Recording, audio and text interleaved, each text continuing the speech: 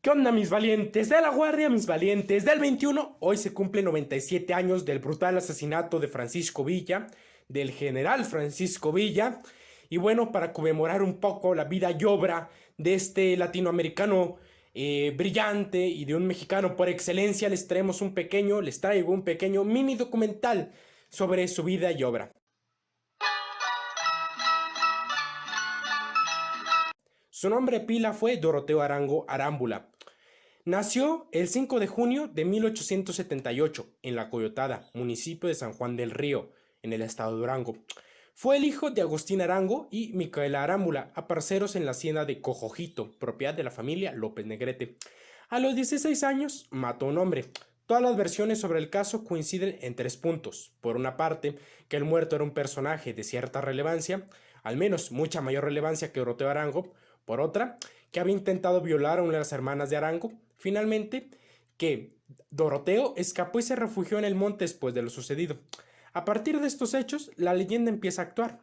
El muerto podía haber sido un funcionario gubernamental, un hacendado, un capataz o el propietario de unas tierras en las que los Arango trabajaban. Doroteo llegó a tiempo para ver el asalto contra su hermana. Fue a buscar un arma y le disparó antes de que se consumara la violación. O bien, la violación se consumó y en venganza el muchacho le disparó al violador. Debido a este incidente, Doroteo Arango, a cuya cabeza se había puesto precio, huyó a la Sierra de Durango, cambiándose el nombre y adoptó el nombre de Francisco Villa, un nombre como cualquier otro, pero con una peculiaridad. Pues si bien hay muchos Franciscos en México, el apellido era el que debería haberle pertenecido a su abuelo, Jesús Villa. Acababa de nacer en este punto Francisco Villa, un hombre con una legitimidad recuperada por la fuerza, que rápidamente se convirtió en un bandido generoso. Era el amigo de los pobres, como recoge John Red en su libro México Insurgente. Sus hazañas eran difundidas oralmente con rapidez y se convirtieron en letras de corridos que se cantaban en las haciendas, las plazas y las cantinas. Así las cosas, se le atribuían todo tipo de gestas o delitos según la óptica de cada cual. Por ejemplo, para los campesinos era un héroe por devolver las riquezas de los hacendados que les habían robado con la plusvalía y el despojo de las tierras de cultivo o pastoreo que fomentaba el gobierno del general Porfirio Díaz, mientras que para estos últimos Villa era un villano por robarles. Qué irónico, ¿no? Lo llamaban villano siendo un ladrón que les estaba robando a los ladrones. Y serían estos hacendados y ricos quienes construirían la leyenda negra del general, diciendo que era un violador, un asesino, un cuatrero, o rebajándolo a un simple sicario. Hacia 1900 se estableció en el estado de Chihuahua, donde terratenientes y empresarios, al amparo de las injustas, extractivas y despojantes leyes del porfiriato, incrementaban en sus grandes propiedades con nuevas y mejores tierras. Y aquí quiero ser muy claro, no hay progreso económico que justifique que un pueblo se muera de hambre y por enfermedades y heridas curables, y que casi en su totalidad sea analfabeta y que vive en la miseria más absoluta, solo para que un pequeño grupo viva de lujo y que solo un pequeño grupo tenga los beneficios de ese supuesto época de bienestar económico, es mentira. No hay bienestar económico en ningún país si el ciudadano promedio está en la miseria más absoluta. Y bueno, terminando este punto, sigamos con la historia. Con la llegada del Plan de San Luis, que incluía entre muchas otras cosas una reforma agraria y un llamamiento para alzarse en armas contra el dictador, el 20 de noviembre de 1910, la presión a la que estaba sometida la sociedad mexicana estalló y se generalizaron los alzamientos. Madero, pese a sus vacilaciones, se convirtió en el aglutinador de la rebelión y uno de sus hombres de confianza, Abraham González, invitó a sumarse a la rebelión a Francisco Villa, el amigo de los pobres, de esos pobres que se estaban levantando en armas. Enseguida se unió a Madero en su lucha contra la dictadura, una habilidad innata para la guerra.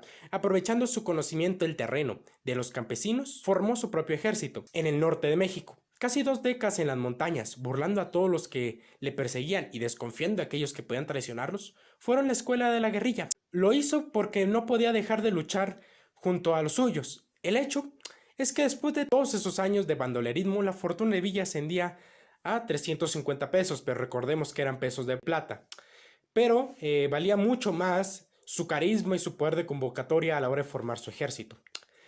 Las fuerzas de Villa contribuyeron al rápido triunfo del movimiento revolucionario. En solamente 6 meses, pese a algunos fracasos iniciales, fue reducido el ejército del viejo dictador. Tras la decisiva toma de Ciudad Juárez, hubo de renunciar a la presidencia y partir en su exilio. Villa viajó a la capital de Madero, convertido ya en presidente efectivo, esto en 1911, y la presidencia de Madero terminaría en 1913.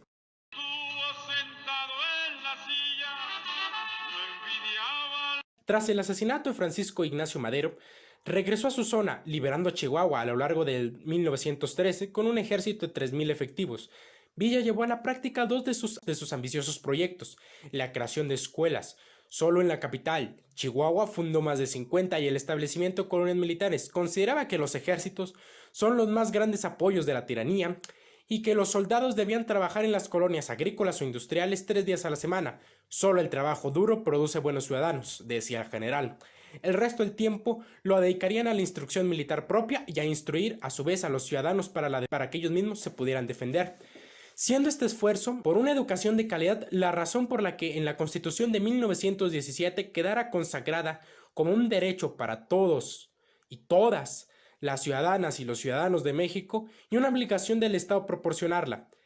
Y esto nunca hay que olvidarlo, porque ahora el PRI, el partido más derechista que impuso una dictadura de 70 años, la más longeva de América Latina, aclaro esto para quienes no sean mexicanos, tengan un poquito de contexto de quién es el PRI, se adjudican el logro invisibilizando la lucha villista que logró consagrar a la educación como un derecho universal. El comercio también revivió en la época que Villa fue gobernador de Chihuahua. A pesar de ello, la plata y el papel moneda oficial seguían ocultos. 2 decretos consecutivos lograron hacer que floreciera la economía. Por el primero, se condenaba a prisión a quien hiciera circular otra moneda que no fuera la villista. Por segundo, se fijó un día a partir del cual no se cambiaría más plata acuñada ni moneda mexicana. Como la posición de Villa se fortalecía en el terreno político y militar, el cambio se efectuó y su moneda fue aceptada, y Villa pudo comprar suministros con la moneda oficial que había obtenido a cambio de la suya. Se unió a las tropas constitucionalistas de Venustiano Carranza. Si habían de producirse luchas internas en el sector revolucionario, parecían más probables entre Villa y Carranza, pues los zapatistas, que contaban con aportaciones anarquistas, tenían su propio proyecto, bien definido, del de los demás, así como su propia zona de operaciones al sur de la capital. Aunque Villa aceptó la jefatura de Carranza, las sucesivas maniobras del líder constitucionalista para encargarle a él y a su división del norte las misiones más peligrosas y para impedir que tomara las plazas estratégicas, lo llevaron a un progresivo distanciamiento. Ello no impidió el triunfo de la revolución. Francisco Villa tomó Zacatecas en junio de 1914, victoria decisiva que abría el camino a Ciudad de México, contrariando las órdenes de Carranza, que quería evitar a toda costa que Villa se acercase a la capital.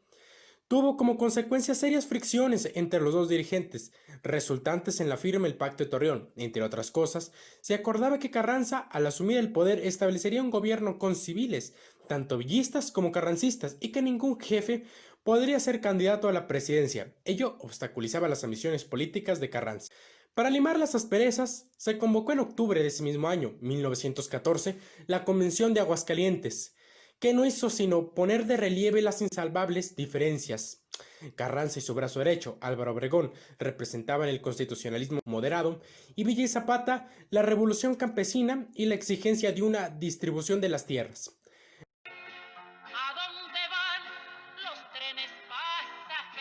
La Convención de Aguascalientes tan solo consolidó el acercamiento entre villistas y zapatistas y se adoptó un programa político claramente zapatista, aunque dio el predominio político y militar a Villa.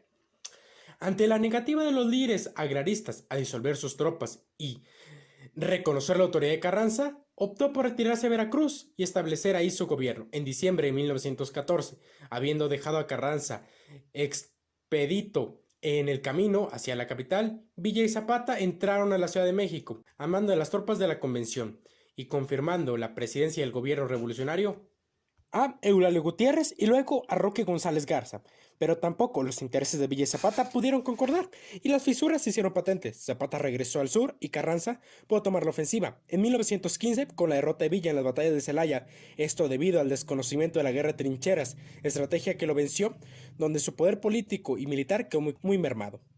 En octubre de 1915, tras obtener el gobierno de Carranza el reconocimiento de los Estados Unidos,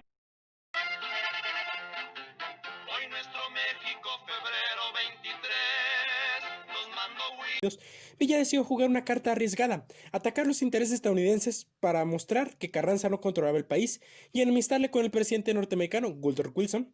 Se trataba de provocar una intervención norteamericana que obligara a Carranza, como representante del gobierno mexicano, a pactar con los invasores para poder así presentarse el general como jefe máximo de la lucha nacionalista por recuperar el territorio perdido. El 10 de enero de 1916, los villistas pararon un tren, hicieron bajar a 18 extranjeros, 15 de los cuales norteamericanos, y los fusilaron. Con el incidente solo dio lugar a las protestas diplomáticas. El 9 de marzo, con una partida al mando del propio general Francisco Villa, se presentó a las 4 de la madrugada en la población estadounidense de Columbus, mató a 3 soldados e hirió a otros 7, además 5 civiles, y saqueó e incendió varios establecimientos, siendo el único latinoamericano en poder atacar suelo estadounidense. Y no se sientan mal porque recordemos que nada es ilegal en suelo robado, provocando que el gobierno norteamericano realizara una campaña militar al mando del general John J. Pershing para localizarlo y capturarlo, sin tener éxito. Tras el enfrentamiento entre villistas norteamericanos y entre norteamericanos y constitucionalistas, la fuerza estadounidense se retiró de México en febrero de 1917.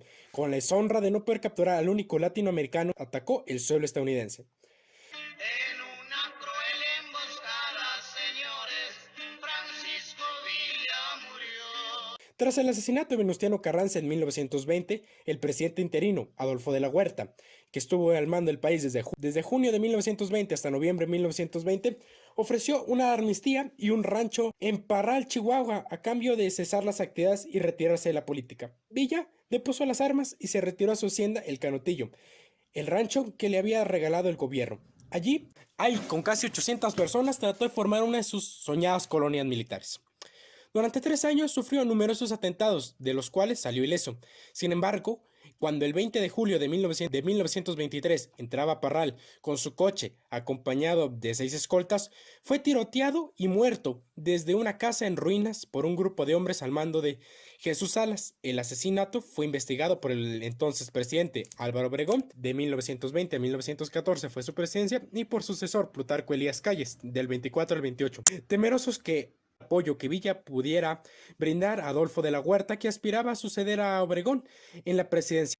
La razón de su asesinato fue el manejo de su hacienda, el Canotillo, ya que inconscientemente el general estaba llevando a cabo un experimento de socialismo o doctrina que, al proponer que los trabajadores fueran dueños de los medios de producción, en este caso que los campesinos fueran dueños de sus tierras, pues provocaba miedo en los mismos hombres que ordenaron su muerte y quienes fabricaron su leyenda negra, terminando en un baño de sangre y en una muerte a traición, uno de los mexicanos y latinoamericanos más ilustres, un genio sin duda, no solo en el ámbito militar, sino también en el social, puesto que es el primer impulsor de la educación pública laica y gratuita, siendo esta una obligación del Estado, un título negado injustamente al general. Además, un mérito extra es que hasta donde se tiene registro, el único revolucionario en conceder rangos militares de relevancia a mujeres fue él, y aceptar que no solo eran adelitas o carne de cañón, sino que eran igual de capaces que los hombres para comandar tropas. Y aunque fueron pocas, hay registros de coronelas, capitanas, tenientas e incluso generalas de brigada, destacando también como un economista, puesto que ordenó la economía de Chihuahua, y tanto en ese estado como en su hacienda llevó a cabo un interesante experimento protosocialista, siendo también el antecedente más viejo de comunismo en México, demostrando que una mente campesina, avispada, con valores y mucha experiencia, puede superar con creces a una mente sin títulos. Si mi general hubiera tenido acceso a una educación adecuada, podría fácilmente haber salido invicto de la Revolución Mexicana. Bueno, recordando esto, si Villa consiguió todo esto sin educación, imagina lo que tú puedes hacer con educación. Hemos de luchar para que la educación en México sea verdaderamente de calidad. ¡Viva Villa y adelante la 4T!